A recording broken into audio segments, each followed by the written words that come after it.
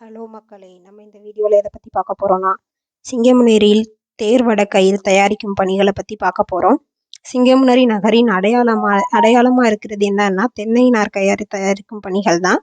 இங்கே சுமார் 6 அடி முதல் 300 அடி நீளம் வரை பல்வேறு வகையான கயிறுகள், நீளம், தடிமன் என பல்வேறு வடிவத்தில் தென்னை நார் கயிறுகள் தயாரிக்கப்பட்டு வெளியூர்களுக்கும் மற்றும் வெளி மாநிலங்களுக்கும் விற்பனைக்காக அனுப்பப்பட்டு வருகிறது. தென்னை நார் கயிறு தொழிலில் சுமார் 90% பெண்கள் மட்டுமே பணிபுரிந்து கொண்டிருக்கிறார்கள். தற்போது திருவிழாக்கள் தொடங்கியுள்ளதால் தேர் வடக்கயிறுகளுக்கு ஆர்டர்கள் வர தொடங்கியுள்ளது.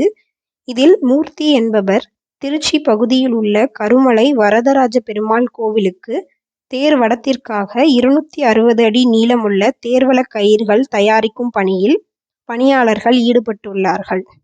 இதற்காக சுமார் 1.5 டன் அளவுள்ள தென்னை நார்களை சிறு சிறு கயிறுகளாக திரித்து அவற்றை மேக தேர்வட கயிறுகளாக தொழிலாளர்கள் தயாரிக்கின்றனர். இதற்கு 8 முதல் 12 நாட்கள் வரை இரவு மற்றும் பகலுமாக தொழிலாளர்கள் ஈடுபட்டு வருகின்றனர். இந்த கயிறை தயாரிக்கும் இடம் எங்கே என்றால், சேவக பெருமாள் கோவிலுக்கு பின்புறமாக கயிறு திரிக்கும் இடத்தில்தான்.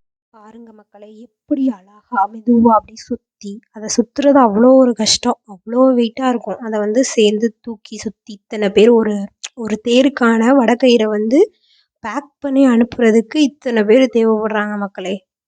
அதில் என்னன்னா, கயிறு திரிக்கிற பணியில் பெண்கள் தான் ஈடுபடுறாங்க.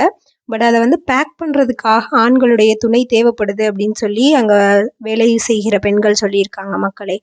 இது இந்த தேர் வடக்கயிறுகள் தயாரிக்கும் போது அதுக்கு என்ன பண்ணுவாங்கன்னா, தயாரிக்கிறவங்க விரதம் இருந்து அந்த தேர் கயிறை தயாரித்து முடிக்கிற வரைக்கும் அவங்க விரதம் இருந்து அதை அனுப்பி அந்த கோவிலை சென்றடைகிற வரைக்கும் அவங்க விரதத்துல இருந்து தான் அவங்க பணிகளை மேற்கொள்கிறார்கள் மக்களே.